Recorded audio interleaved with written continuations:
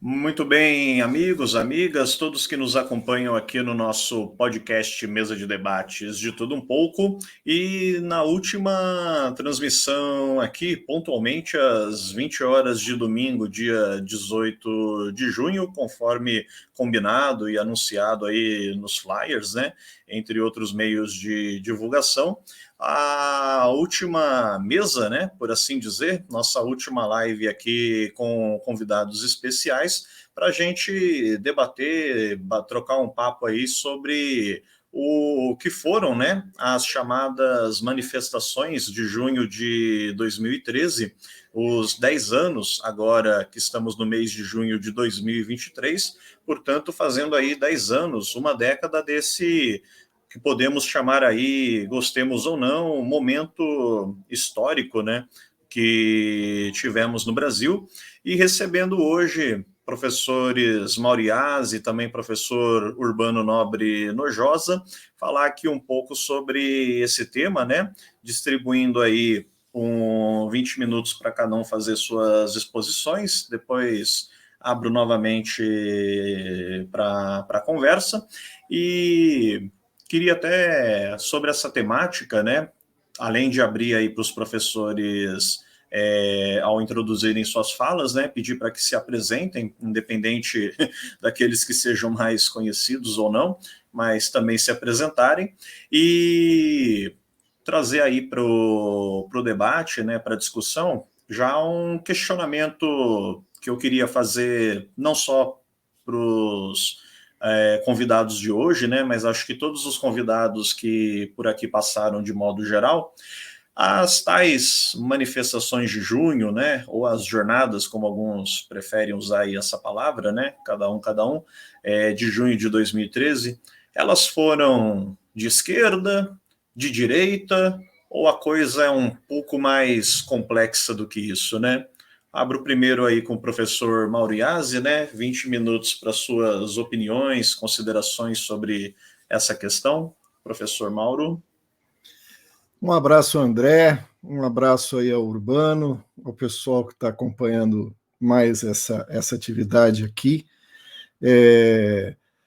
Eu acabei de escrever um texto sobre as manifestações em que eu vou buscar uma epígrafe do Tunai do Sérgio Natureza, de uma música que se tornou bastante conhecida na voz de Elis Regina, que diz que as aparências enganam aos que odeiam e aos que amam. E as jornadas de junho têm um pouco esse aspecto que eu quero desenvolver nesses 20 minutos aqui na conversa com o Urbano, com vocês. Primeiro, os que odeiam procuram ver as jornadas de junho como o efeito de uma manipulação, ou mais precisamente, como uma expressão daquilo que ficou conhecido como guerra híbrida, né? Como uma manobra conspiratória, né, onde está por trás o imperialismo, a grande burguesia brasileira, as forças de direita, que visavam interromper, né, o ciclo de governos petistas, que na avaliação daqueles que assim compreendem, ia muito bem. Lógico que esse argumento conta aí com o apoio do fato de que houve em várias partes do mundo, expressões disso que se chama de guerras híbridas, né? Com claro envolvimento das forças de direita e do imperialismo norte-americano, se a gente pensar aí na Líbia, na Síria, na chamada Primavera Árabe, em outras localidades. Os que amam, né, lógico que discordando da tese da manipulação e da conspiração, vão procurar ver junho como uma expressão do absolutamente novo, daquilo que se apresentaria como instituinte de novas formas políticas de expressão, que passariam por cima de formas que, segundo essa leitura, estariam anacrônicas, né? Incluindo aí sindicatos, partidos, movimentos sociais tradicionais, apostando na ação direta de massas como expressão, né, de uma nova forma de fazer política, ou mesmo, se a gente se aproximar aí, por exemplo, da posição do John Holloway, daquilo que ele chama de uma antipolítica, né, de uma negação pela ação direta das massas. Essa versão também conta com elementos de reforço, uma vez que manifestações dessa natureza não são uma novidade, nem um caso singular apenas do Brasil. A gente vai retomar aí com as manifestações dos inconformados na Espanha, né, do Occupy em Nova York, e numa sequência de quase rebeliões, é uma polêmica para a gente aprofundar, até que ponto isso se expressa como manifestação, rebelião, etc., mas que sacudiu a América Latina, como, por exemplo, do Equador, da Bolívia em resistência ao golpe, o próprio anterior a isso, argentinaço, e mais recentemente as manifestações no Chile. Eu vou trabalhar com a hipótese, Urbano, André, de que as aparências enganam, né? E que essas duas versões acabam apresentando distorções conhecidas daqueles que trabalham com análise de conjuntura. O Mao Tse-tung, num texto sobre a prática, diz que ao analisar uma situação, a gente pode incorrer no risco de subjetivismo, ou seja, de procurar aplicar aquilo que queremos analisar, muito mais os nossos desejos do que seriam, do que de fato uma análise objetiva do que for. E a gente acaba incorrendo nesse subjetivismo porque produz uma análise, nos termos de Mao Tse-tung, unilateral, né? Ou seja, a gente enfatiza um aspecto presente no fenômeno observado porque ele nos interessa. E, de certa forma, oblitera, obscurece, né? Deixa de dar a atenção necessária a aspectos da objetividade do real que não nos agradam muito, né? É aquele torcedor de futebol que transmite uma partida torcendo para um dos times, né? Tem um caso famoso, né, de que alguém fala, filme maravilhoso, que é o Flamengo atacando, e na hora que o Fluminense atacava, ele virava de costas e falava, não vou nem falar a respeito, né? Quer dizer, essa unilateralidade e essa subjetividade acabam resultando numa superficialidade da análise, ou seja, acabam não compreendendo aquilo que para nós, no campo do marxismo, é fundamental, que é a totalidade, entender o fenômeno como síntese de múltiplas determinações, muito mais complexas do que aquilo que emerge na aparência das coisas. Então, começando por essa breve consideração, eu diria o seguinte, o problema da análise dos que odeiam, o que vem nisso numa enorme manipulação, é desconsiderar os germes daquilo que eclodiu em 2013. Né? Não ver isso como um processo. O que eclode em 2013, para já dialogar diretamente com a questão do André, não é exatamente de esquerda ou de direita. O que emerge em 2013 é um descontentamento, num primeiro momento difuso, né, com uma série de questões que não foram dadas ou foram enfrentadas exatamente pelo longo ciclo de conciliação de classes que a estratégia democrática popular no governo acabou por produzir. Né? Quer dizer, no momento em que você tem uma força política que opta por uma alternativa de governabilidade, que tem que necessariamente atender aos interesses do bloco dominante, e ao mesmo tempo buscar gradual, pontualmente, né, atender demandas da pauta popular, vai se ver no momento de crescimento econômico, numa janela de oportunidades, com uma certa condição de fazê-lo, ainda que sempre rebaixado em relação às reais necessidades, mas que, no fundo, leva a um adiar da solução de problemas que são estruturais, são problemas muito profundos, né? Como a questão agrária, como a questão indígena, como a questão urbana, que acumulam uma série de problemas que vão incidir diretamente na vida, no cotidiano daquelas pessoas. Né? Então, existe, como em toda ideologia, uma capa de aparência que esconde uma turbulenta situação de contradições. O transporte público é apenas uma delas, e não por acaso uma das que acaba, como eclosão, estopim das manifestações, ganhando relevo. Né? É famosa a ideia de não é só para os 25 centavos, mas a questão não é o aumento da passagem, ele é uma das expressões de um grande problema, né, que já vinha acumulando nas manifestações de Salvador, de Goiás, de Florianópolis, que não foi de forma nenhuma estranha que tenha ocorrido em São Paulo, como ocorreu em junho de 2013. Agora, como que os setores dominantes e os governos trabalhavam essas manifestações de descontentamento com os restos não resolvidos de um programa democrático popular fundado na conciliação de classes.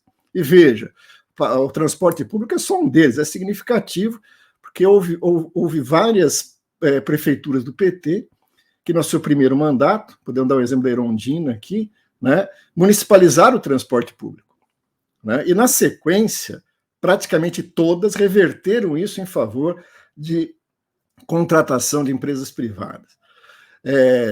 Então, esse é um exemplo paradigmático. Nós temos que falar isso na moradia, no saneamento, na saúde, a trajetória, por exemplo, da reversão da saúde mental, né, tal como defendida pelo movimento antimanicomial, e aquilo que acaba se consolidando como política de saúde, abrindo espaço para, novamente, as parcerias público-privadas, as comunidades terapêuticas, etc., né? No máximo disso, chegando lá na frente do governo da Dilma, a convidar o Valêncios para administrar isso. Quer dizer, esses, vamos chamar aqui de restos não resolvidos da pauta popular, que vai envolver a segurança pública, que vai envolver moradia, que vai envolver transporte, acumulam contradições. Quer dizer, o estopim da luta pela passagem, né, dos meninos do movimento Passe Livre, é apenas o estopim de algo que permite alguma coisa que nós conhecemos ou julgamos conhecer bem na teoria social, que é uma eclosão de uma explosão de massas. Né? Desde os textos do Freud sobre psicologia de massas e análise do ego, mas os ensinamentos da insurreição do Lenin, a arte da insurreição do Trotsky e outros, se vocês quiserem, já nos ensinaram há bastante tempo que existe um grau de objetividade nessas explosões. Né? É um erro dizer que a direita teria capacidade de produzir esse fenômeno. Nós vamos ver mais lá para frente. É lógico que a direita, como toda força política, vai tentar se apropriar do movimento. Mas não é ela que produziu, que seria dizer que ela produziu as contradições que gerou o descontentamento que está na base daquelas manifestações, que vai levar jovens, que vai levar a população periférica, que vai levar mulheres às praças, às ruas, e vão encontrar como resposta dos poderes estabelecidos a repressão, né? O que é essencial para que a manifestação se alastrasse e adquirisse o caráter nacional que acabamos por verificar. Né? Veja, muita gente acha uma resposta rápida para isso nas redes sociais, na forma de divulgação, mas elas são meios que podem potencializar ou não um descontentamento que era muito maior do que simplesmente um grupo de jovens, né, que não queriam o aumento da passagem. No Rio de Janeiro, onde eu estava e participei ativamente dos atos, o que vai à rua é aquele que está resistindo contra as remoções para a Copa do Mundo, que está resistindo contra a UPP, que está resistindo contra as diversas manifestações de preconceito, de violência urbana a que a população estava submetida. Né? Também não é estranho que os jovens sejam aqueles que tomem a frente disso. Então, a primeira versão não pode ser considerada sem que a gente veja aspectos que ela acaba por obscurecer, ou seja, as contradições de uma estratégia e de uma governabilidade que se apoiava numa frágil governabilidade por cima, né, abafando contradições daquilo que ela, exatamente por essa conciliação, estava incapaz de resolver ou de resolver à altura das necessidades que se apresentavam. Do outro lado do espectro, nós temos a leitura de que aquilo era o absolutamente novo, né, que apontava para uma horizontalidade, que resultava numa insatisfação com as formas de representação existentes, uma crítica à política representativa, uma expressão direta de vontade popular, porque fundada na descrença, né, na descrença de que as mediações até então existentes não seriam capazes de expressar o real conteúdo dessas demandas que estavam ali na rua explodindo. Né? Veja, o grau de subjetivismo dessa expressão, assim como nós vamos falar da primeira, tem elementos de verdade. Né? Nós sabemos da influência que teve movimentos que foram claramente criados pela direita e que mais à frente vão se expressar claramente como extrema-direita, né? Vem para a rua e outras coisas que estavam ali presentes já nas manifestações. Mas, volto a dizer, ao meu ver, não foram eles que criaram isso. Né? Assim como o descontentamento daqueles setores de massa que estão em manifestação com as formas tradicionais de organização também tem um elemento de verdade, né? Porque as mediações políticas distanciaram-se de ser canais de expressão dessa população e desses segmentos sociais que sofriam de invisibilidade pela natureza do pacto. Tudo vai bem, a aceitabilidade eleitoral está crescendo, né? O governo está estável, os acordos estão sendo feitos, só que a vítima dessa estabilidade é a casa sendo derrubada, são as populações sendo removidas, é o PP matando gente, né? É a polícia militar arrastando o corpo da Cláudia no Rio de Janeiro, ou sumindo com o corpo do pedreiro que é Amarildo, né? Quer dizer, esse resto de realidade insiste em provocar contradições que não se vinham expressadas nos canais consolidados de expressão de vontades políticas, né? Principalmente aí partidos, sindicatos. É injusto, né, e superficial essa análise, na medida em que ela generaliza isso, né? E evidente que nem todos os movimentos sociais, os sindicatos e partidos políticos estavam comprometidos com aquela estratégia então em curso, e muitos deles estavam em oposição a isso, mesmo antes de que a extrema-direita colocasse a cabeça para fora, né? Eu costumo dizer que quando a gente estava na rua fazendo oposição aos governos do PT, o Bolsonaro era bancada de sustentação do governo, ele e seu partido.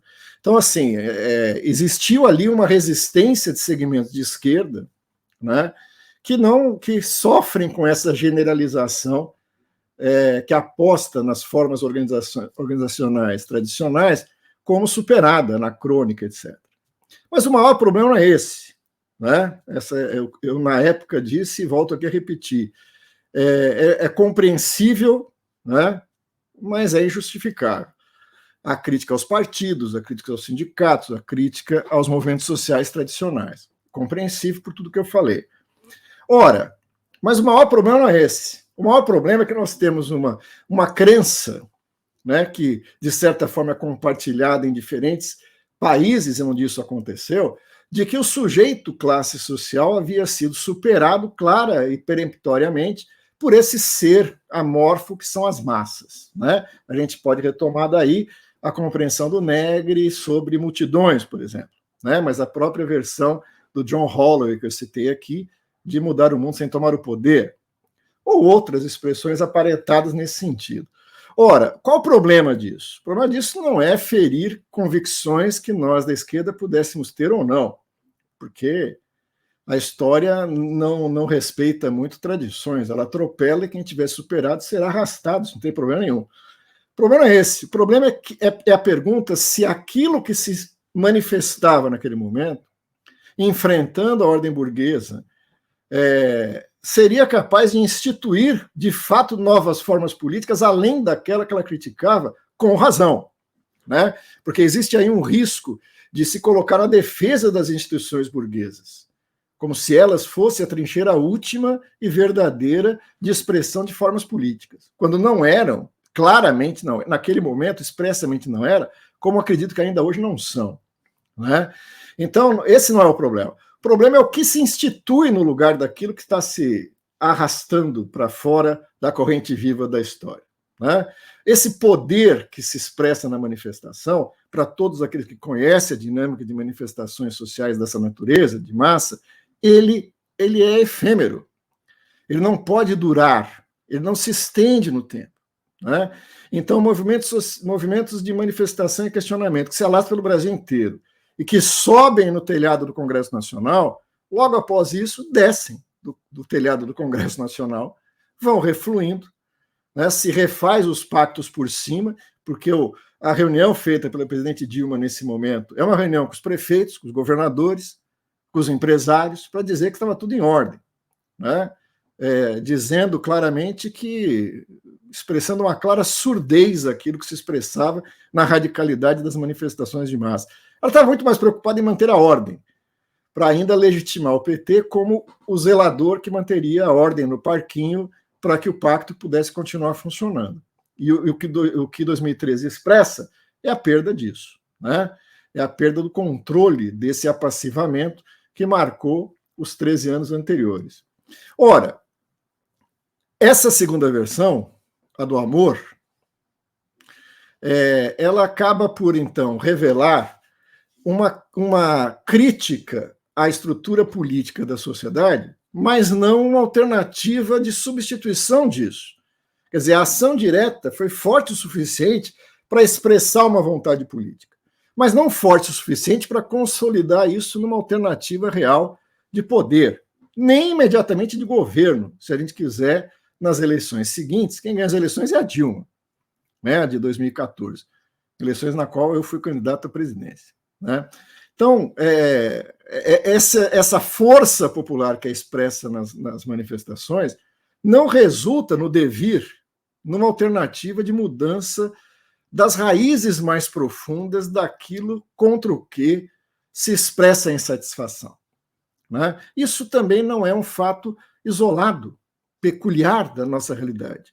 Foi assim na Espanha, foi assim nos Estados Unidos, foi assim no Chile, talvez a mais vigorosa das manifestações que vimos no nosso continente, talvez não pela radicalidade, que talvez do Equador tenha ido além, mas tanto no Equador, na sequência dos acontecimentos, como no Chile, nós não temos alterações profundas na correlação de forças, no bloco dominante e nas formas políticas instituídas. No Chile, mais didaticamente, porque essa expressão popular de uma rebelião popular, praticamente, se expressa numa constituinte que logo depois é rejeitada eleitoralmente, abrindo espaço para uma consolidação não mais avançada do que aquilo que se expressou na Constituinte, mas em vários aspectos muito mais recuada do que aquilo que se esperava das manifestações. Portanto, eu não sei se o André já me deu alguma informação de tempo, né? Mas, portanto, o que eu queria caminhar... Um minuto para concluir, é dizer o seguinte, né? Para nós, o que se expressou em 2013 foi uma legítima manifestação contra as contradições políticas, econômicas, sociais, que afetavam a base da sociedade e que eram desconsideradas pela força política e pela arquitetura de uma estratégia que estava até então em curso. Uma estratégia que não contemplava no seu desenvolvimento qualquer papel para essa insurreição dos de baixo. Pelo contrário, ela fica como um problema para essa estratégia. O fato é que para a tática e a estratégia da extrema-direita, ela teve um papel.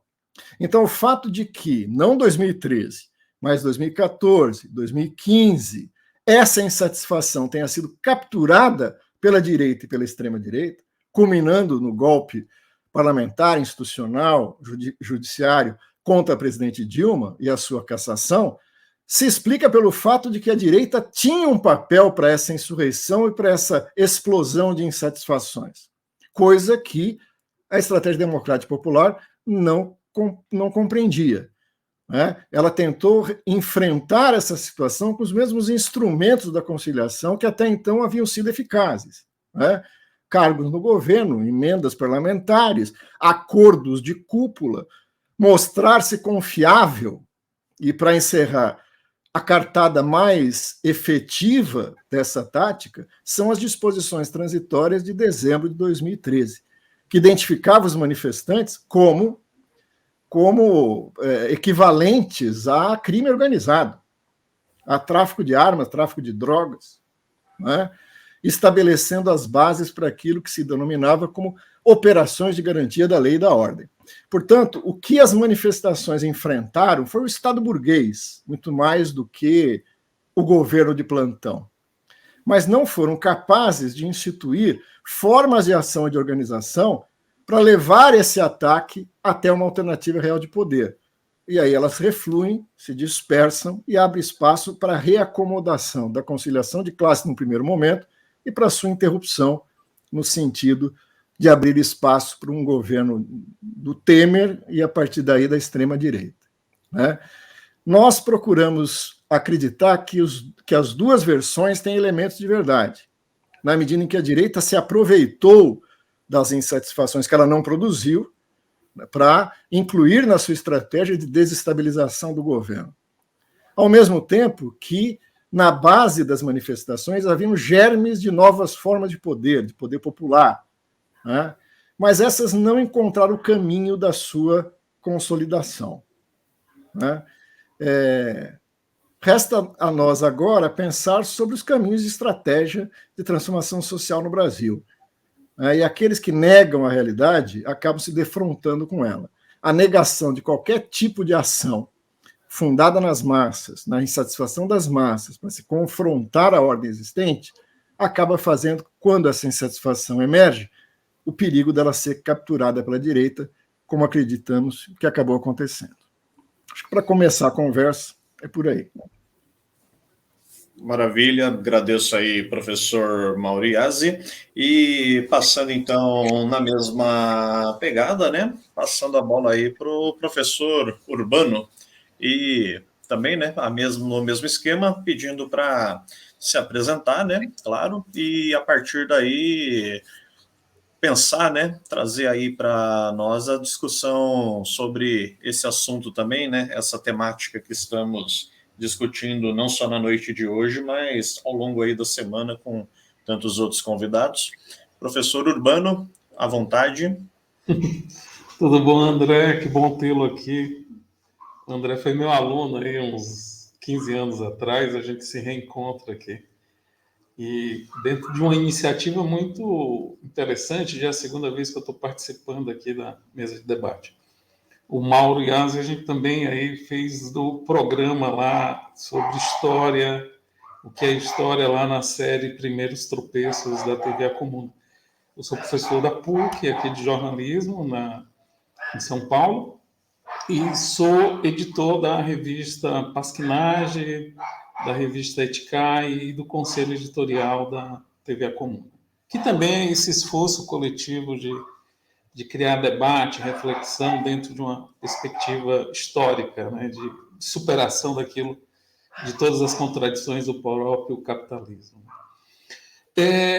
Eu lembrei muito desse debate a partir de alguns textos da década de 60, que quando teve os processos de revoluções no leste europeu, eles ficavam muito incomodados como é que as pessoas, de repente, tinham uma força revolucionária capaz de, cotidianamente, cunhar ações para a derrocada e para a superação do capitalismo, e como logo após os processos de revolução elas foram reabsorvidas para a sua agenda cotidiana.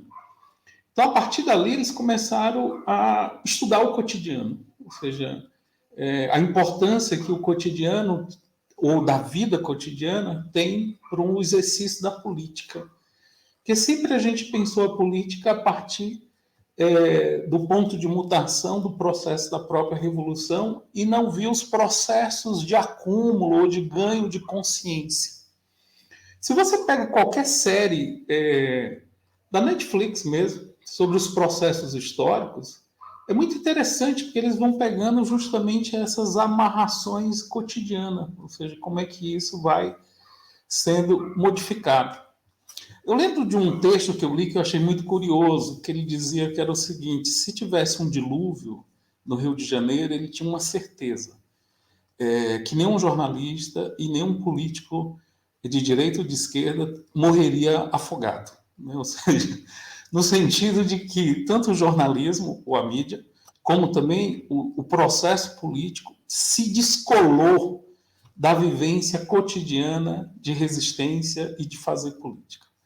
E essa vida cotidiana, por exemplo, se a gente quiser dimensionar, você pode chamar um pastor que ele te dá muito mais elementos da psicologia das massas hoje na periferia do que qualquer liderança de esquerda, né? No sentido de que esses 65 milhões de pessoas que estão fora do processo produtivo, eles ficaram num bolsão de miséria, vivendo um cotidiano que foram assimilados, boa parte isso pelos movimentos neopentecostais e pentecostais. As religiões tiveram um papel importante.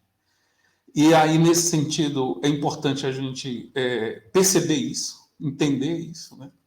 E eu lembro muito de um militante aqui em São Paulo que ele dizia como era difícil, né, fazer movimento social na periferia, enfrentando o PCC, enfrentando as milícias, enfrentando os pastores neopentecostais, ou seja, e ele dizia o seguinte, teve uma captura, vamos dizer, desse contingente, dessa multidão, que a gente não consegue mais dialogar com ele. Ou seja, criou-se uma grande bolha, e na realidade a gente percebe que a gente é a própria bolha. Nessa semana, eu dando aula, eu disse uma coisa interessante para os alunos. Se você soma todas as tiragens de jornais impressos do Brasil, chega a 825 mil exemplares. Se a gente for um pouco mais generoso e arredondar para 1 milhão, isso dá 0,21% da população brasileira. Se a gente pegar, por exemplo, o Estadão aqui em São Paulo, ele tem uma tiragem de 60 mil exemplares, pegar 12 milhões da população, isso vai dar 0,5%. Então, a gente está disputando, dentro daquilo que se chamava opinião pública, ou massa, o equivalente a 0,5% da população. Então, a gente não consegue dialogar com essa multidão de 99,05%, vamos dizer assim. Isso diz uma coisa muito interessante, porque tem um conto do Edgar Allan Poe, quando ele fala o homem da multidão, né? Então, ele está lá no seu hotel e vendo as pessoas passando na rua, e aí ele diz uma coisa interessante, ele diz que essa visão dele, inicial, era uma visão abstrata e genérica. Então, nos últimos anos, a análise política sobre essa multidão de desempregados, desalentados, ela é genérica e ela é abstrata, no sentido de que a gente não dialoga como linguagem mesmo com esse grupo. E aí, se você for olhar aquelas manifestações de 2013, é um momento em que essa multidão, que não é a massa, ou seja, o que seria a massa, né, ou comunicação de massa? Seria esse 0,5% que é pensado dessa multidão, né? Essa multidão mesmo, ali em 2013, ela foi para a rua. Ela foi, de certa forma, catapultada para a rua.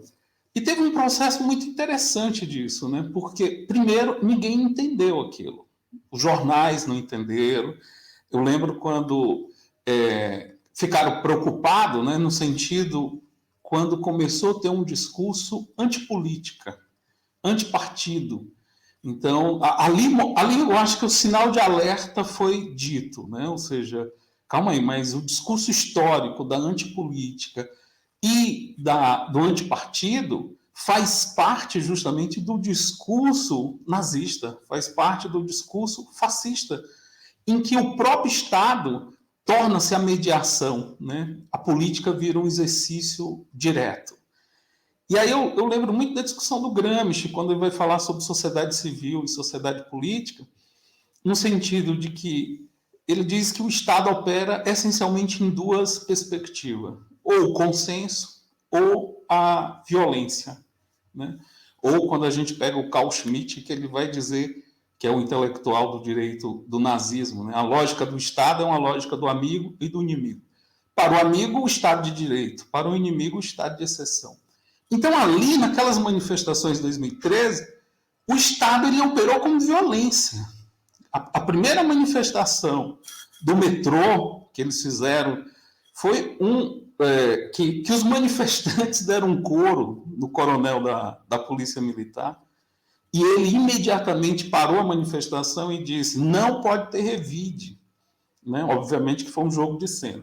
Porque na segunda manifestação era praticamente 10, 15 policiais para cada manifestante. Então foi um show de horror. Foi um momento que teve uma violência exacerbada, né? E mediatizada, a tal ponto, eu lembro do Pedrão, que era lá da Marcha da Maconha, não sei se você lembra dele, André, que era contemporâneo. O Pedro, que trabalhava no jornal da Ponte, foi um momento que ele salvou lá umas meninas e ele levou um coro assustador, assim. Foi cercado pelas motos. Então, tudo isso foi mediatizado e foi posto na televisão. Então, naquele momento, eu acho que canaliza esse senso de enfrentar o Estado, né? Ou seja, de enfrentar essa perspectiva de uma violência sistemática. E aí é o momento que ganha as ruas, de fato, a segunda, a terceira manifestação, aí já são manifestações de milhares. A primeira coisa que acontece nessas manifestações é isolar o MPL, né? Aliás, o Movimento Passe Livre, o MPL. Então, naquele momento, o Movimento Passe Livre ele foi escanteado, né? E ali não teve mais controle. Então, a partir dali ficou algo à deriva. Eu gosto muito da expressão que navio à deriva procura recifes, né?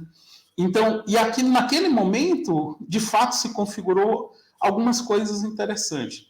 Primeiro, as manifestações não tinham palavras de ordem. Isso era uma coisa que eu fiquei perplexo, assim. No entanto, essa era a grande incapacidade de compreender, ou seja, o que era essa manifestação. Segundo, que não tinha direção.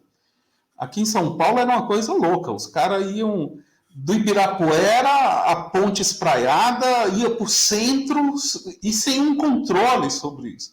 E chegou um momento que teve um pouso que foi ocupar a Paulista. Mas quando ocuparam a Paulista, não aceitavam nenhuma bandeira vermelha da CUT, do PCB, do PSTU, do PSOL, do PT, ou seja, então, naquele momento, teve uma agressão, muitos militantes de esquerda apanharam naquele momento nessas manifestações. Essas manifestações na Paulista não tinha palanque, não tinha discurso nesse sentido, e lembrava muito uma experiência de massas, assim, de multidões, que eram as festas de rave, né? Em que você tem um andar, né? E aí eu lembro muito do Homem da Multidão, do Edgar Allan Poe, no sentido de que era a pessoa que andava, essa sensação de andar. As manifestações, na realidade, não dava para você acompanhar aqui em São Paulo, que eram verdadeiras marchas, né? No sentido de que ninguém andava, né? Era galopando a rua. E aí, nesse aspecto, começou a entender o que era isso. Então, esse discurso foi começado a rotular dentro da perspectiva de ser a antipolítica. E aí vem um rótulo maravilhoso, que foi a ideia de Black Bloc, né? Ou seja, então, naquele momento, é um momento que configura uma unidade, né, de um rótulo ou uma identificação, né, do que seria aquele movimento, através da mídia, através da polícia, e através até mesmo dos partidos e dos partidos de esquerda, né? Porque quando teve um questionamento literal sobre a estrutura de poder do próprio Estado e dos governos, que aí a Dilma estava à frente, é o momento que se aprova a lei antiterror. Ou seja, ali, a lei antiterror foi aprovada justamente no governo da Dilma, para enfrentar justamente essas manifestações de massa. E aí é muito interessante, porque não se diferencia em nada, né, de um governo de direita ou de ultradireita, no sentido de quando as massas vão à rua questionar a sua miséria de vida e buscar alternativas, rotulado como ato terrorista, né? Rotulado como um ato de violência, ou seja, e aí é a própria dinâmica, né, do que é violento, se é o rio ou as margens, né, sobre esse rio, né? E aí a gente percebe que literalmente o Estado opera dentro desse discurso, e é um momento que surge o discurso de desestabilizar o governo do PT, e diante dessa ameaça, ele entra com uma conciliação imediata com os prefeitos e com os governadores, ou seja, na realidade você não vai negociar com as massas, você não vai para a rua para fazer política, você não chama os movimentos de rua para dentro do exercício da própria política, no sentido de dizer qual é a reivindicação. E ali era um momento decisivo, porque se esperava, até mesmo dentro de uma perspectiva de um governo de esquerda, que ali absorvesse o discurso da rua e encaminhasse como política e como contradição, né? Porque ali tornou-se a epifania de 30 anos de desmonte de políticas neoliberais no Brasil. Ali tornou-se a epifania do consenso de Washington, né? Ali tornou-se a epifania de um ciclo de crise. Então, de certa forma, ali tem uma perspectiva de grito dos oprimidos. Agora, como política não tem vácuo, né? Essa é a grande questão, quem ou para onde ia aquelas manifestações. E as manifestações, no lugar de ir para uma guinada à esquerda, no sentido de radicalizar até mesmo o limite do que seria a institucionalidade burguesa do governo do PT, não, ela vai para um discurso que é capturado por uma perspectiva de direita. E não somente de direita. É um momento que o PSDB aqui em São Paulo tentou capturar aquelas manifestações e eles foram expulsos das manifestações, o Alckmin não pôde falar, o PSDB não pôde falar ali. E aí começa-se uma perspectiva de um discurso antissistêmico. E aí a grande loucura, o discurso antissistêmico, que é um discurso nosso, no sentido do fim do Estado, de dizer enquanto existe Estado, existe violência organizada de classe, foi justamente o contrário, foi um discurso antissistêmico na perspectiva da ultradireita. E as pautas daquelas manifestações, elas foram sendo capturadas, né, dentro dessa perspectiva. E aí, a primeira captura é um discurso antissistêmico. A segunda captura é um discurso sobre a liberdade. Aí eu disse, tem algo confuso. A terceira captura, um discurso sobre o fim do Estado. Ou seja, então, a gente começou a, de fato, ficar preocupado diante daquele fato, porque essas pautas políticas são nossas, ou seja, a rua, historicamente, faz parte justamente de todo o movimento de resistência operária, de resistência das multidões. Então, de repente, a multidão que estava na rua defendendo um discurso antissistêmico, um discurso antipolítica, um discurso numa perspectiva dos oprimidos, numa lógica de ultradireita. E aí foi um paradoxo para a gente. Aí foi a contradição, porque, na realidade, a gente não estava preparado para isso. Quase no sentido de que fomos de um despertar de pesadelo. Aquela manifestação que teve logo após 2016, como fruto dessas manifestações de 2013, na Paulista, que chegou mais de 1 milhão de pessoas, aquilo era assustador, tá entendendo? Você tinha desde cartazes defendendo feminicídio sim, feminismo não, ou seja, ali é o momento que começa a ter toda uma discussão de linguagem, surge os movimentos Indireita Brasil, né? Ou seja, surge o movimento Vem para a Rua, e esse movimento imediatamente é capturado pela publicidade, que não sabia o que fazer diante da Copa, porque não tinha discurso sobre isso, aí capturou, o Itaú capturou as ruas, ou seja, o brasileiro é consciente, vai para a rua e tal. Então, as ruas começam a ser capturadas por esse discurso da ultradireita, pelo discurso publicitário, ou seja, o próprio Itaú capturando essa perspectiva, né, que era um discurso antissistêmico também, dizer que o brasileiro, de uma forma genérica, tem uma consciência e tal.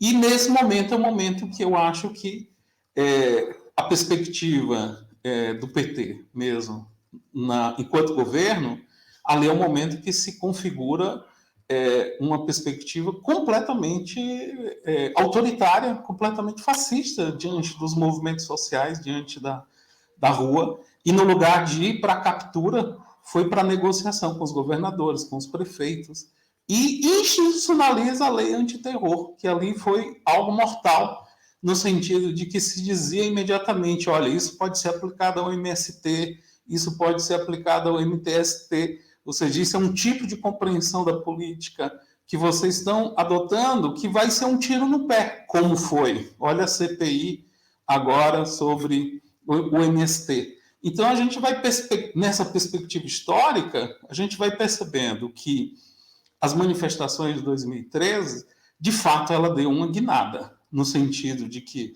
é necessário voltarmos a ter uma percepção da vida cotidiana, do que é esses movimentos sociais, do que de fato é essa demanda de luta. E aí eu percebo isso dentro de uma quadra histórica, desde 1990, a partir do consenso de Washington, com as privatizações, com as reformas trabalhistas, com a reforma previdenciária, né, com a reforma da saúde, tudo isso junto, no sentido de um pacote de maldade em que os trabalhadores estão numa situação de desamparo, né? o Freud diz que nascer é um ato de desamparo. Ou seja, e eu acho que essas manifestações de 2013, nesses 10 anos, mostrou que aquilo pariu a perspectiva de uma captura daquela manifestação de massa, daquela revolta de massa, daquela rebelião, numa perspectiva de um projeto de ultradireita que a gente vivenciou recentemente com o bolsonarismo. Esse foi o grande fruto desses 10 anos de captura daquelas manifestações. Isso quer dizer também que teve contradições. Os anarquistas participaram organicamente, o próprio Black Bloc ali, que começa a ter uma identidade, setores do movimento dos sem-teto, a luta pela moradia, a luta pela saúde, a luta pela educação, ela também ela criou elementos de divisão, mas ela não teve força hegemônica para criar isso como um projeto. A captura política daquele momento foi feita justamente com a perspectiva da ultradireita no Brasil.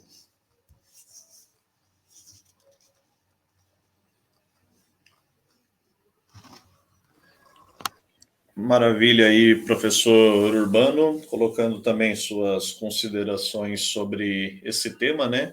Algo que, um assunto aí que tem muito a ser falado, né? Ser abordado, ser devidamente tratado, como a gente buscou aqui no podcast Mesa de Debates ao longo da semana, ouvir aí várias opiniões, né? Várias interpretações dentro do chamado campo da esquerda, campo progressista, né? Aqui dentre os diversos convidados do canal.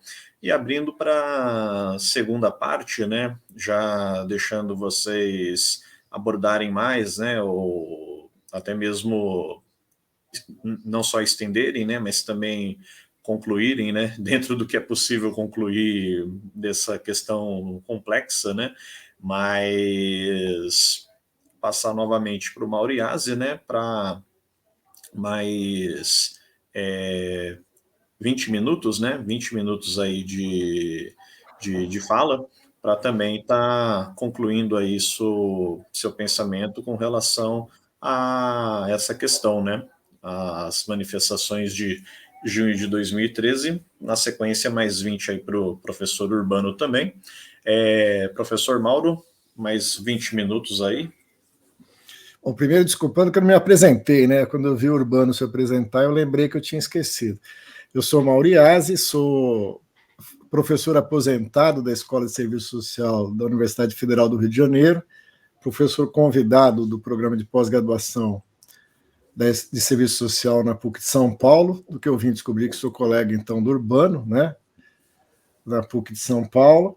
E sou membro do Comitê Central do PCB, Partido Comunista Brasileiro. E poeta. E poeta nas horas vagas, que estão cada vez mais difícil de ficarem vagas, né? Então a gente fica difícil. Eu acho que o Urbano tocou num ponto que é do cotidiano, que eu acho que é essencial, né? Quer dizer, quando a gente vê a manifestação, com a força que teve, principalmente na sua capacidade de se alastrar, na cabeça treinada, né, da mídia, da ordem política, do Estado, elas vão procurar rapidamente o autor intelectual, a direção, quem é que está produzindo isso, né? E não conseguem ver aquilo que gestou-se lentamente no cotidiano, né? Eu tenho convicção de que aquilo que explodiu em 2013 foi a crise urbana, né? Quem produziu isso foi a cidade do capital, para usar o termo do Lefebvre, né? E sem isso, veja, criou uma fusão entre aqueles que, submetidos a essas condições de existência na cidade do capital, estão impossibilitados de expressar isso pelos canais institucionais existentes. E, portanto, emerge na forma como Lefebvre chama de irrupção, né? Eu concordo com o Urbano, sem o cotidiano não dá para entender isso, né? Porque não existe política pública de segurança. Isso é uma abstração. Para os seres humanos reais e concretos no dia a dia, isso significa botar a mão na parede quando vê a rota aparecendo, né, é o PP subindo os morros, etc. e tal. Desde de 2013, eu sempre amadureci uma certa convicção de que São Paulo e Rio tiveram manifestações em vários pontos distintos, né?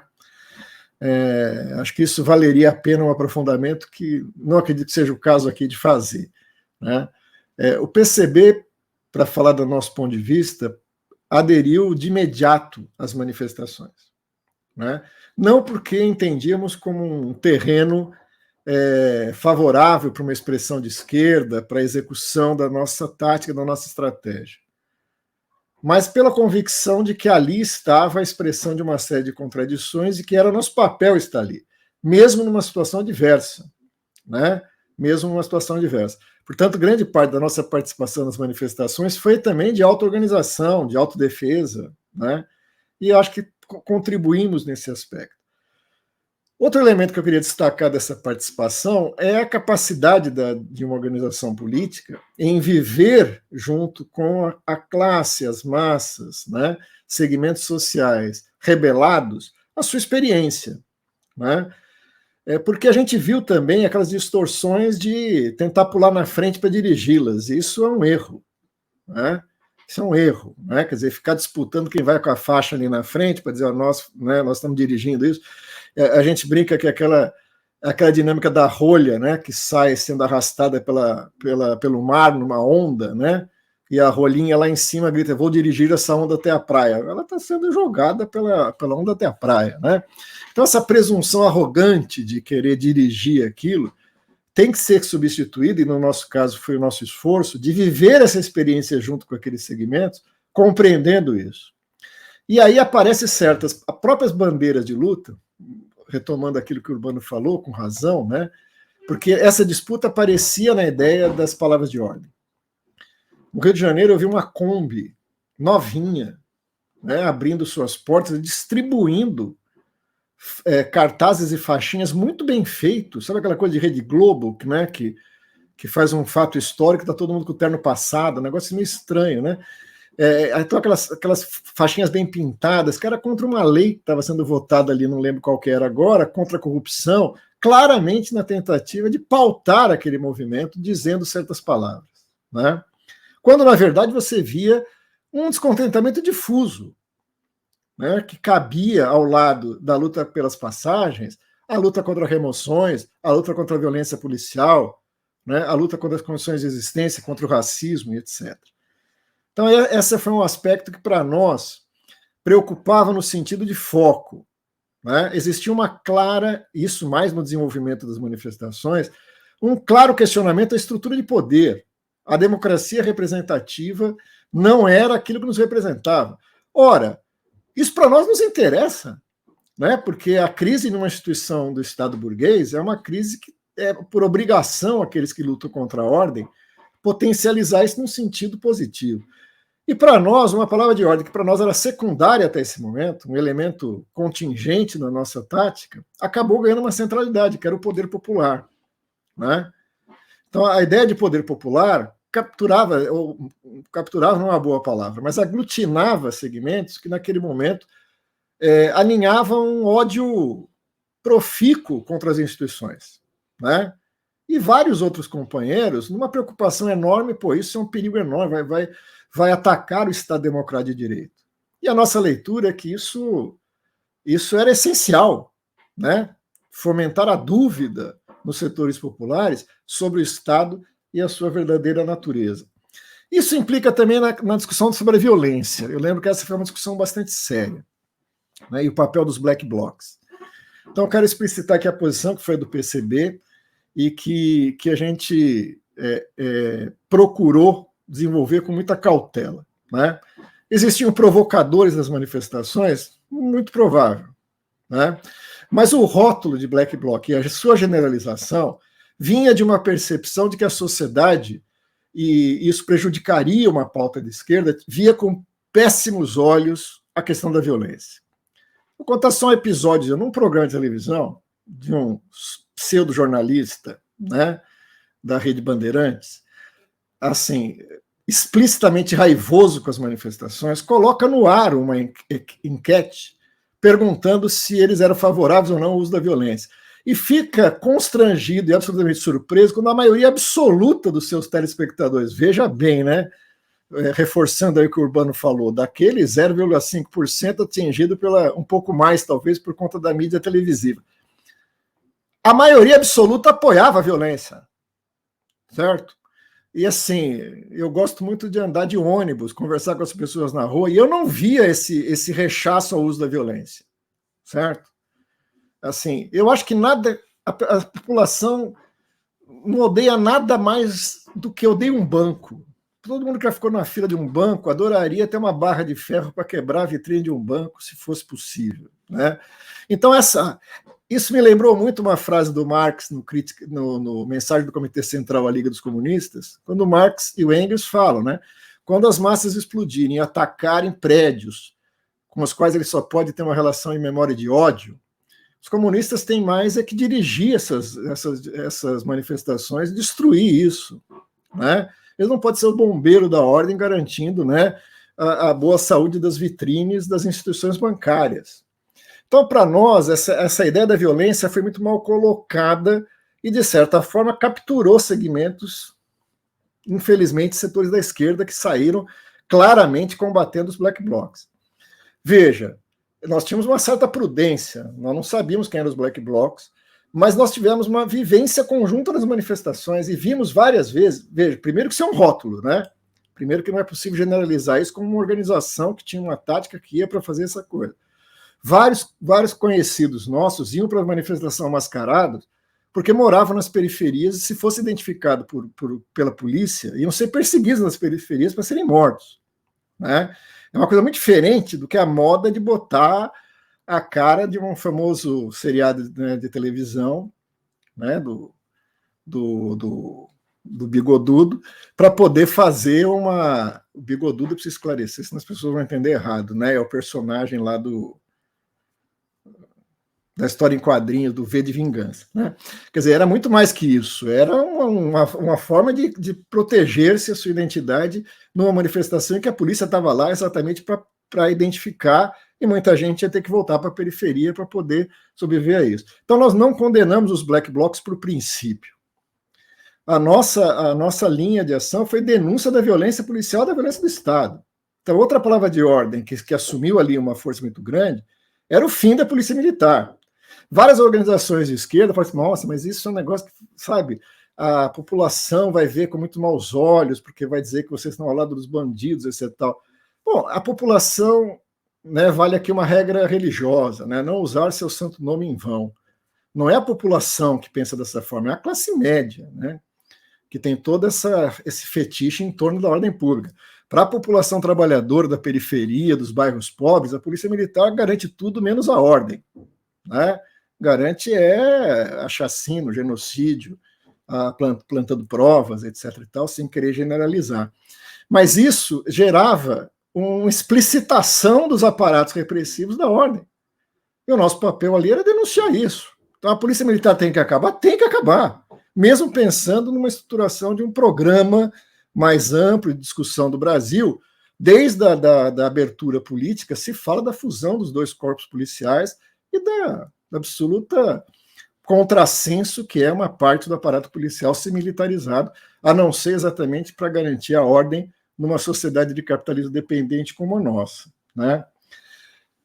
Eu acho que precisa diferenciar bastante 2013 de 2015, né? 2013 é isso que estamos discutindo, é uma explosão em grande parte espontânea que catalisa um descontentamento popular com as tarefas não realizadas, né?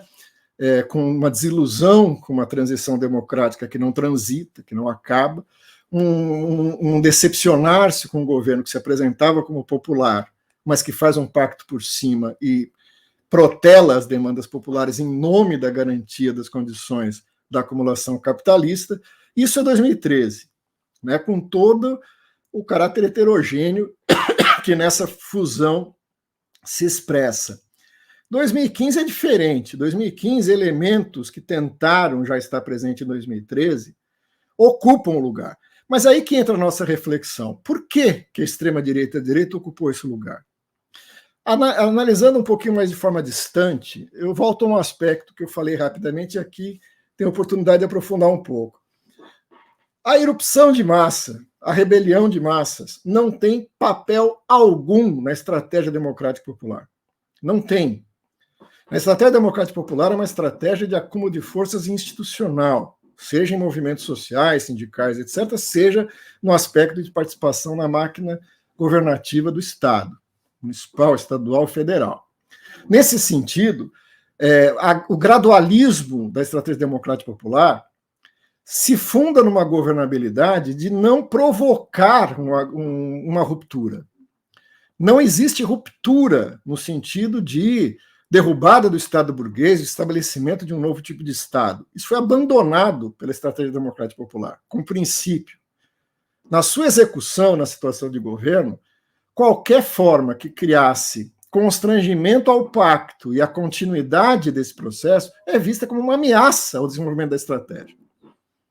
Né? Portanto, quando ela emerge, porque veja, voltando ao início da nossa fala, né, ela faz parte daquilo que Lenin chamava das condições objetivas. Né? Ela não deixa de acontecer ou acontece porque alguém a produz. Isso está no campo da subjetividade. No campo da objetividade, o que produz a explosão de massa são as contradições reais, aquelas que vão germinando no cotidiano e que explodem, que encontram um ponto de transformação da quantidade em qualidade. A explosão social ocorreria, né? Só que ela não está dentro de uma estratégia em que é potencializada para poder enfrentar o aliado de direita na governabilidade que o PT estabeleceu. Pelo contrário, isso não são as manifestações em 13 anos de governo, em nenhum momento onde uma pauta popular se chocou com a intransigência dos interesses do bloco dominante, o governo petista chamou as classes populares para se expressar no seu terreno próprio. A rua, as manifestações, a greve. Não é? Em nenhum momento. Seja para ampliar a reforma agrária, seja para rebater e contrapor uma proposta reacionária de reforma da Previdência ou de qualquer outra coisa. Pelo contrário, vários desses aspectos foram propostos e executados exatamente pelo governo petista. As massas foram alijadas do seu terreno próprio. Quando elas se expressam, elas não cabem na estratégia vigente e resta ao governo petista de plantão ser um digno representante das necessidades do Estado burguês de garantia da ordem. Eu não sei, Urbano, se eu me equivoco aqui na datação das coisas. Em dezembro de 2013, tem as disposições transitórias de garantia da lei da ordem. Nesse momento, ainda não se fala em terrorismo. A lei do terrorismo é posterior, né? Mas ela é, vamos dizer assim, a sequência imediata disso. Eu lembro que a gente fez um estudo bastante profundo disso na época em que ela surgiu. Ela fala o que é proibido, né? Porque assim, as operações de garantia da lei da ordem têm um inimigo a ser enfrentado. Quem são esses inimigos? Aí está lá descrito quem são os inimigos. Manifestantes, aparece como nome de manifestantes. Quais são os atos que os manifestantes não podem fazer para não ferir a ordem e provocar as operações de garantia da lei da ordem? Né? Fechar ruas, fazer manifestações, fazer greve. Está lá nas disposições transitórias de 2013. Fazer greve. Né? Lógico que tem delírios ali, botar fogo em plataformas de petróleo. Eu não lembro nenhum manifestante em 2013 tentando botar fogo numa plataforma de petróleo. Mas aparece isso para quê? Para revestir isso de uma ideia de segurança nacional, de uma ideia de garantia da ordem, que os manifestantes representavam isso. Não é por acaso que isso vai ser transitando para 2015, né? 2014, 2015, isso vai ser, porque são disposições transitórias de dezembro, vai ser cristalizado na lei antiterrorismo, né? Que aí aí consolida isso de forma precisa, né? Se a esquerda, né? Veja, aí você tem o centro. Eu brigo com meus amigos petistas porque eles insistem em chamar de esquerda. Eu falo, veja bem, vamos ser mais precisos, né? Sendo generoso, o centro-esquerda. O centro-esquerda estava nesse dilema, né? E vai agir como dirigente do Estado burguês. Pronto. A esquerda tem um problema, né, para terminar essa minha segunda fala, a esquerda tem um problema porque parte da esquerda aposta que isso, ao derrotar o PT, ao criar um enorme problema de sustentação do governo petista, abriria espaço para uma posição mais à esquerda do que aquela que até então estava colocada. E nós vimos isso sempre como um erro, né? Walter Pomar, da articulação de esquerda, chama isso de ultrapassagem pela esquerda, né? Nós nunca apostamos em ultrapassagem pela esquerda. Por quê? Porque isso não cabe à vontade de quem está à esquerda, né? Quer dizer, o PT entra em crise, abre-se uma crise institucional e a massa chega e fala, olha, aqueles meninos que criticavam o PT desde o começo devem ter razão, então vamos guinar o voto aqui à esquerda. Isso seria surpreendente, se não, ao meu ver, imaginário, né, nessa conjuntura. A força hegemônica e dominante sendo o PT e a crise da sua estratégia, porque, ao nosso ver, 2013 é o ponto agudo da crise de uma estratégia. Ela puxa todas as forças que estão em torno dela para esse buraco de crise, para esse colapso dessa estratégia. Dificilmente uma estratégia à esquerda se credenciaria ali como dirigente daquilo que emergia. Por isso eu falei da subjetividade do outro campo da análise, de que aquilo germinaria uma nova forma mais avançada e mais radical de poder popular que viesse a substituir isso, né? Por quê? Porque isso não foi construído antes. Isso não pode ser construído no momento da crise, né? Isso não se produz pelos elementos objetivos que a crise coloca em movimento.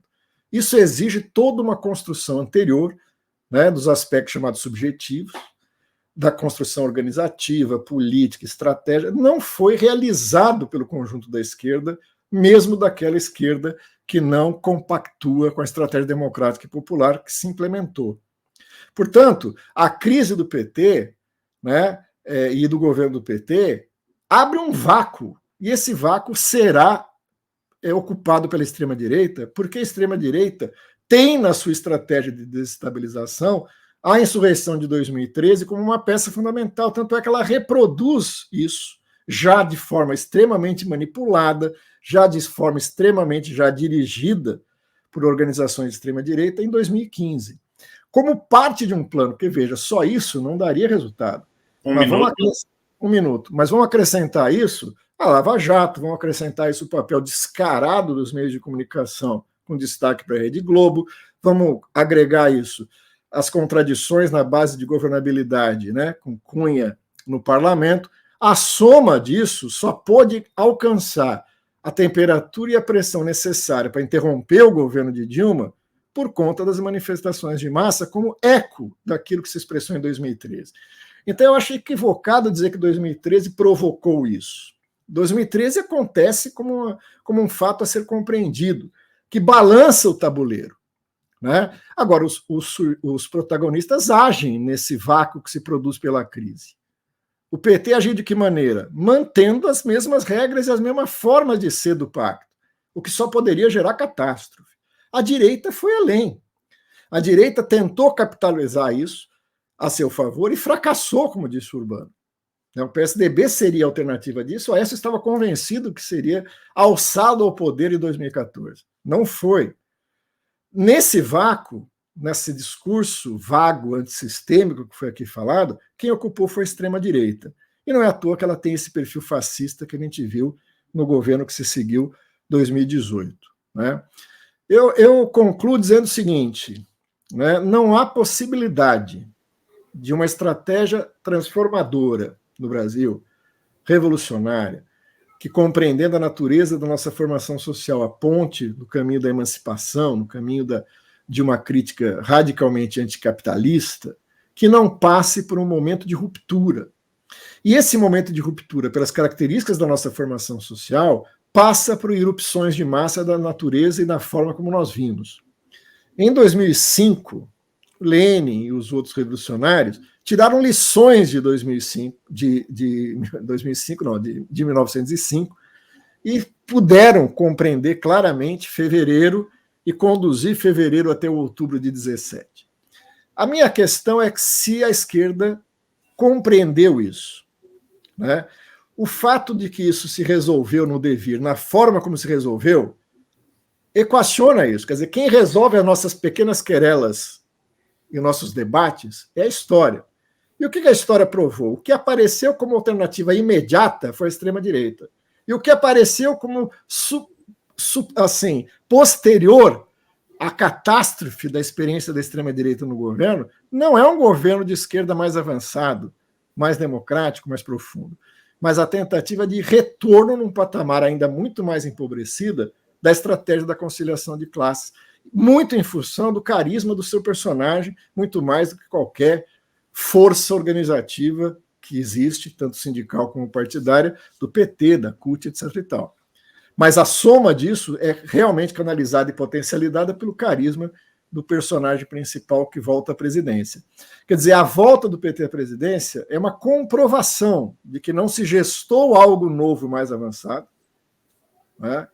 Não se gestou, quer dizer, as manifestações na ideia dos que amam não produziram algo absolutamente novo, não canalizaram, e seria fundamental para enfrentar tanto o período da direita e da extrema-direita, como do retorno da conciliação de classes, sindicatos, organizações sociais, que tivessem organicidade na classe, né?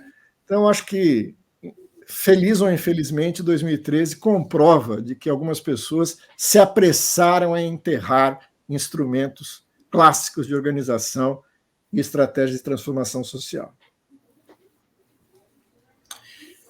Muito obrigado aí, professor Mauriasi. E retomando aí para o professor Urbano Nobre Nojosa para os 20 minutos restantes dele, né? Também para estender aí suas ideias iniciais e passar para a sua conclusão, né, dessa questão. Lembrando aí, quem estiver nos acompanhando, né, hoje é a mesa final sobre as manifestações de junho de 2013, uma década, né, desse que foi para muitos aí um grande evento histórico brasileiro pelo menos desse início aí de século XXI, né? Professor Urbano? Oi, eu me lembrei muito de um debate de uma vez uma militante feminista, e ela dizia, durante a ditadura, ela dizia assim: Urbano, eu nunca consegui fazer análise de conjuntura. E aí ela dizia uma coisa engraçada, que ela dizia assim: é porque eu chutava pouco. Então, ela dizia que as análises de conjuntura que ela via, na realidade, era um chute. As pessoas iam chutando para cá, para lá, alguém fazia gol, o outro empatava, o outro jogava para fora. Tal. Então, assim, tem essas dimensões, né, que é muito interessante para a gente pensar uma análise de conjuntura. São muitos elementos, né? É muito complexo isso daí. O que acontece dentro desse contexto? Eu estava acompanhando todas as lives que teve até agora sobre esse tema, e eu disse, não, como é que eu vou falar, né? Então, que elementos eu posso trazer que de certa forma, contribua, né? Mas que não feche as coisas. Então, o primeiro elemento, que é um pouco o que eu falei anteriormente, que é entender a dimensão da vida cotidiana. Ou seja, sem análise do cotidiano como uma dimensão telúrica. A política como uma dimensão telúrica, como ela emergindo desse burburinho da vida cotidiana da multidão. A escuta. Eu lembro de um grande jornalista que ele dizia, eu fazia pauta do jornal no ônibus, pegava o ônibus das 4 horas, das 5 horas, e eu ouvindo o que as pessoas estavam conversando dentro do ônibus, dentro do metrô, e chegava na reunião do jornal para discutir o que deveria ser a pauta do jornal. Então, como a gente se descolou dessa multidão, como a gente se descolou dessa periferia, a gente não tem mais essa escuta. Então, a fala da gente, cada vez mais, é uma fala abstrata e genérica. E aí ela perde qualidade, porque ela não vira linguagem, ela não consegue tornar-se piada, ela não tem humor, ela fica uma coisa asséptica, né? Que aí entra numa perspectiva teórica. Ah, legal, mas teoria, como os gregos determinavam, é justamente aquele que consegue ver. Ou seja, e a gente só consegue ver a realidade se a gente está, de certa forma, pertencendo a esses estratos sociais, essas classes sociais, e pensando essa perspectiva de baixo para cima, né? Ou seja, meio uma coisa que capture essa linguagem, capture essa psicologia, capture essa condição de insatisfação, né? Então, por exemplo, recentemente foi feita uma pesquisa onde é que se tem mais debate sobre perspectivas neoliberais na periferia de São Paulo. Por quê? Porque isso faz parte de um acompanhamento direto dessas igrejas neopentecostais que têm uma defesa de uma teologia da prosperidade. Não tem crise, vamos superar, vamos fazer isso, aquilo, outro. E só para a gente lembrar que no Brasil, a cada dia são criadas 21 novas igrejas. 21. Qualquer congregação mais ou menos dessa daí tem 3 mil núcleos. Então, quando você pega, por exemplo, um dos núcleos, a Assembleia aqui em São Paulo, só na capital, tem 3 mil núcleos. Que todo dia está se discutindo politicamente uma visão teológica do mundo. Né? Se a gente coloca aí 100 pessoas por cada agremiação dessa, a gente está falando aí de 300 mil pessoas, é muita gente. Está entendendo? Essa capacidade de diluir. Além da questão do cotidiano, eu queria pensar algumas coisas. Tem um texto do Robert Kurtz, do grupo Crises, de 92, que é um título muito interessante chamado Perdedores Globais. E nesse texto ele já se antecipa dizer que nós entraríamos num processo de crise. Eu lembro que ele começa esse texto dizendo: a humanidade vai entrar num estado de sofrimento que dará inveja aos animais. No sentido de dizer, o capitalismo não consegue mais, em cima do seu dogma, que era, se tem crescimento econômico, é a única forma de justiça social, que seria a distribuição de renda através do trabalho na perspectiva do emprego. Isso não é mais verdade. A Revolução Científico-Técnica criou um processo de desemprego em massa mundial. E essa população está largada à própria sorte. E aí ele diz que essa vai ser a grande batalha. Quem vai capturar politicamente esses excluídos em escala mundial? Ou seja, quem capturar politicamente esses excluídos em escala mundial, essa população desempregada, que estão largadas à própria sorte, vai definir a perspectiva futura. E aí a gente parece que no Brasil a gente está percebendo quem está capturando esse setor. É uma fundamentação teológica conservadora, é uma perspectiva política conservadora e é uma perspectiva não somente conservadora, mas reacionária, e beirando a perspectivas do autoritarismo. Então, por exemplo, a gente passou nesses últimos 4 anos a uma sensação real de que a perspectiva da morte rondava as casas das pessoas dentro de um projeto de intolerância. Isso é real. Ou seja, os caras conseguiram armar setores da população com os grupos paramilitares têm mais arma do que as Forças Armadas juntas. De que todas as polícias, civil e militar, de que as Marinha, Exército e Aeronáutica, juntos, hoje nós temos nos clubes de tiro, nos CACs, que foi a liberação de colecionador, atiradores, né, e caçadores, nós saímos de 60 mil, fomos para 650 mil, que essas pessoas podem se armar. Então é incrível como a ultradireita ela tem uma visão de poder. O Lenin diz uma coisa interessante: ninguém faz revolução contra o exército, mas sim com o exército. E não é criando um exército alternativo, é com esse. Ele dizendo que esse exército é feito por trabalhadores, filho de trabalhadores. Essa polícia militar, a mesma coisa. Então é incrível como a gente não consegue politicamente definir para esse povo um horizonte de transformação. E eu fico pensando, por que a gente não consegue? Por uma questão simples, a revolução não faz mais parte do projeto político da esquerda. Ou seja, PT não é mais esquerda, sinto muito. Já é uma alternativa do capital. né? Uma alternativa no sentido até mesmo de dizer nós somos a única força política capaz de modernizar o capitalismo brasileiro. Porque esses setores da burguesia brasileira, do agronegócio, essa tríade, latifúndio, capital, bancário, financeiro e capital industrial com as grandes corporações, essa tríade não vai resolver. Porque, na realidade, a perspectiva é cada vez mais aumentar a massa de excluídos. Então, quem que vai resolver isso? Então, o PT se apresenta como uma perspectiva de modernizar, de conciliar, de dizer como isso é atrasado. O problema, que esse é um grande problema desses setores, é que os caras pensam política sem economia. Ou economistas que pensam economia sem política. E aí fica uma coisa irreconciliável. Quando eu vejo, por exemplo, o Bolo aqui em São Paulo, dizendo que a questão da prefeitura, que dinheiro tem, é uma questão de vontade política. Então, isso é enganar as pessoas. Isso é uma perspectiva de criar ilusões.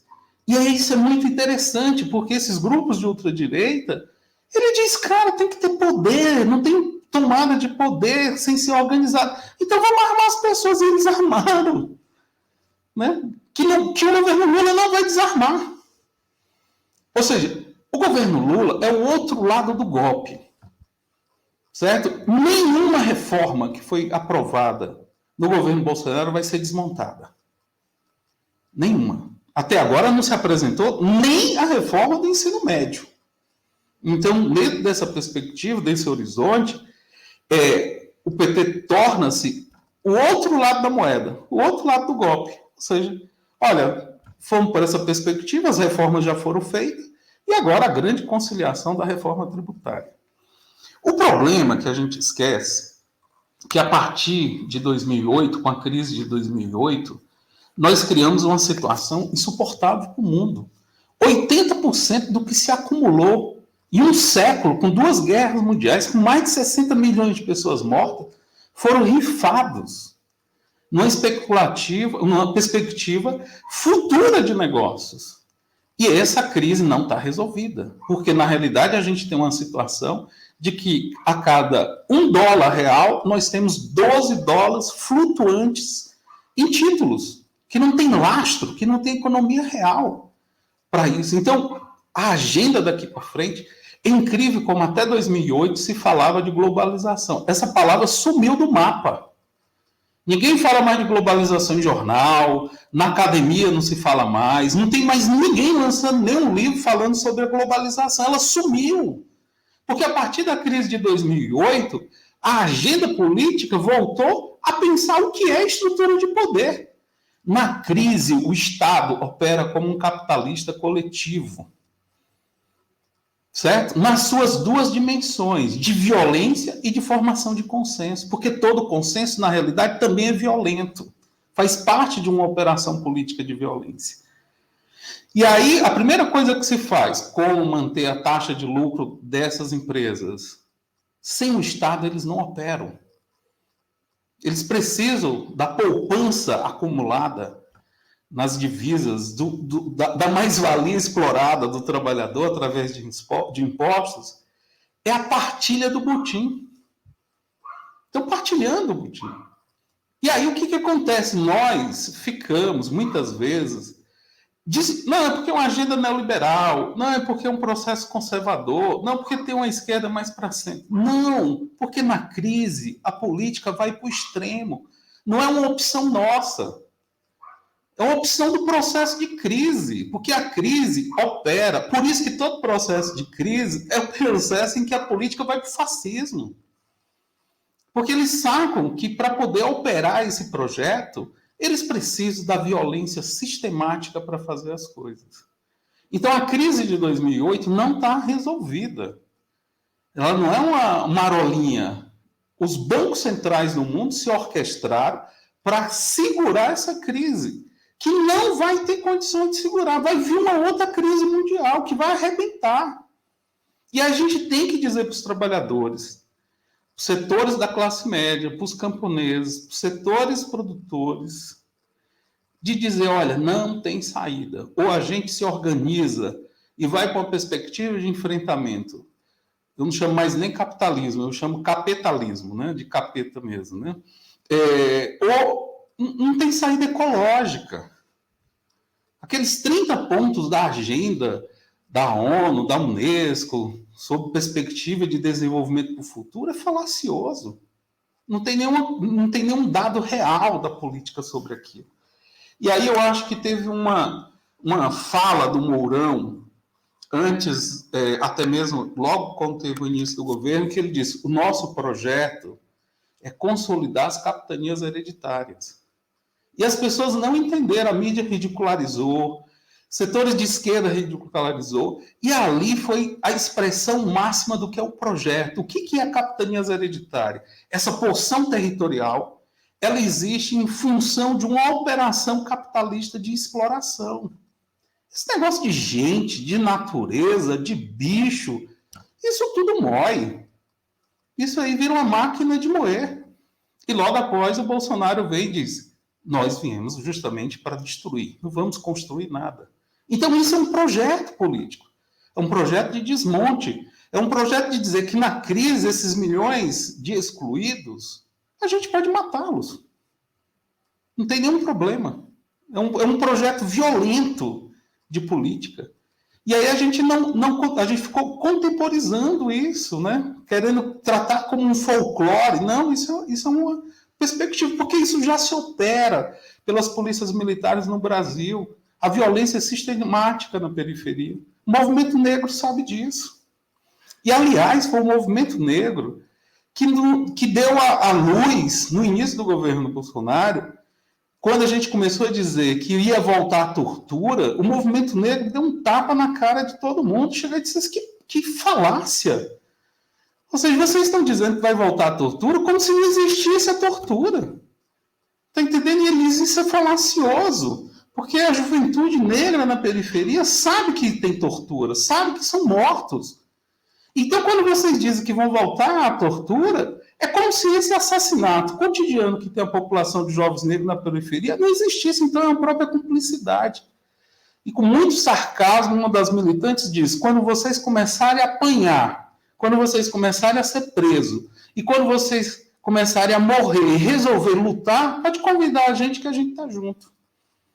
Então, eu acho que essa é a grande lição sobre esse processo, de que 2008, como crise, criou-se uma política da miséria, e que na crise o Estado opera como capitalista centralizado nas duas operações: como manter taxa de lucro das empresas, e isso só é possível ampliando a violência, ampliando a perspectiva de assassinato, desmontando o direito. E a gente tem que dizer isso abertamente para os trabalhadores. O segundo aspecto sobre isso é que 2013 ele foi espetacularizado. Foi espetacularizado na perspectiva publicitária, na perspectiva política, no sentido de... Olha como é uma coisa interessante: os partidos de direita não usam mais a expressão partido. Democrata, Podemos, Solidariedade, certo? Faz parte da linguagem mesmo dos caras em relação a isso. Então, quando você diz que é partido de alguma coisa, cara, olha como são conservadores, anacrônico, vive o século passado. Ou seja, não tem mais luta de classe. Olha a grande discussão, né? Vai falar em luta de classe na universidade, parece que você é um dinossauro. Está entendendo? E é justamente o processo contrário. Então, quanto mais se nega a existência da luta de classe, a gente percebe que cada vez mais ela se acirra. Cada vez mais ela está na pauta da ação concreta das pessoas. Eu me lembrei muito de um livro do João do Rio, chamado A Alma Encantadora da Rua. E eu acho o seguinte: hoje, a rua, de fato, tem que ser esse grande lugar que a gente tem que voltar para a rua. A ultradireita tomou a rua. Aquelas manifestações absurdas que tinha das ruas, de 1 milhão, 2 milhões de pessoas nas ruas. Aliás, essa foi uma grande discussão do golpe que ele queria fazer lá em 7 de setembro. As ruas desmontou aquela perspectiva. Então tem que voltar para a rua, voltar para a perspectiva de fazer política. começar a ser mais claro sobre um projeto político anticapitalista, dizer para as pessoas que, na realidade, o capitalismo esgotou. O capitalismo está num horizonte de dizer que a humanidade está em risco. O conceito de humanidade, ou a percepção de humanidade, se credencia depois de 30 anos de pandemia. Ou seja, não é somente uma subjetivação, é como a espécie está ameaçada. E a espécie humana está ameaçada. O capitalismo hoje, com os impactos ecológicos e com essa política neoliberal, ela de fato cria uma ameaça mundial para a existência humana. Então nós precisamos, de fato, reconfigurar um projeto de humanidade que emancipe, que liberte, que dê um horizonte, né, sobre isso. E tem uma questão que eu acho interessante desses últimos 30 anos, que é justamente a compreensão. Tem um texto também do Robert Kurtz, que ele vai falar sobre capitalismo e canhões. E foi uma análise interessante, porque ele começa a pensar a relação do surgimento das Forças Armadas com o surgimento da sociedade capitalista e o surgimento da própria cidade. Ou seja, a cidade surge como fortificações, né? Como fortaleza, né? Como práticas de feiras comerciais que precisavam ser autorregulamentadas, principalmente a partir dos soldos, né? Dos soldados, do salário, e aí se justifica a perspectiva dos tributos. Então, hoje, o papel das Forças Armadas, a tal ponto se discutiu muito isso no governo Bolsonaro, se existia ou não um partido das Forças Armadas. Mas é algo que a gente tem que, com muito carinho, entender que existe um projeto político, que eu acho até interessante quando eles chamam isso de uma doutrina, né? Ou seja, o que é uma doutrina? O que diferencia uma doutrina de uma teoria? Justamente a doutrina é uma teoria que resolve qualquer problema. Então, tem uma doutrina da violência, tem uma doutrina de um Estado policial, tem uma doutrina de uma sistematização de ação violenta, de pegar fragmentos ou parte significativa da sociedade brasileira, sociedade mundial, tornando inimiga. Então, a gente vai ter que, na realidade, dizer que isso é um projeto violento, é um projeto de desmonte, é um projeto que tem como característica um ódio aos trabalhadores desempregados, e dentro desse horizonte dizer, precisamos criar um horizonte. Criar um horizonte de dizer, não existe política fora do tempo, não existe política fora da história, não existe política sem a necessidade de pensar um projeto de futuro que se realize de forma imediata.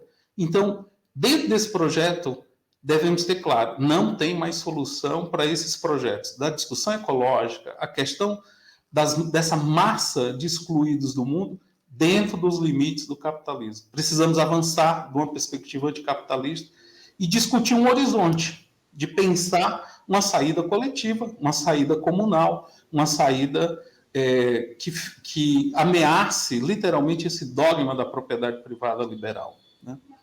Seria isso. Maravilha, professor Urbano, também professor Mauriasi. Acho que falamos aí bastante, né? Deu para pensarmos e acho que também foi bastante proveitoso aí aos colegas, né? Os que nos acompanharam também e, claro, todos os que ainda vão acompanhar a live aí quando for também para o nosso canal do YouTube, né? Acessem aí o podcast Mesa de Debates de Tudo Um Pouco e também acompanhem aí as demais divulgações e, claro, você que por acaso não viu as outras, né? Acessem aí que desde o dia 12, entre outros assuntos, materiais e reportagens, estamos fazendo aí, enriquecendo a semana com todos esses materiais sobre os 10 anos, né? Falando aí sobre as manifestações de junho de 2013 e um pouco do que elas significaram, né? Ou ainda significam aí nesse pedaço da história brasileira. Professor Urbano, professor Mauriasi, nosso muito obrigado, né? E vamos ficando por aqui, então. Boa noite a todos e tchau. Abraço, Iase. Abraço, André.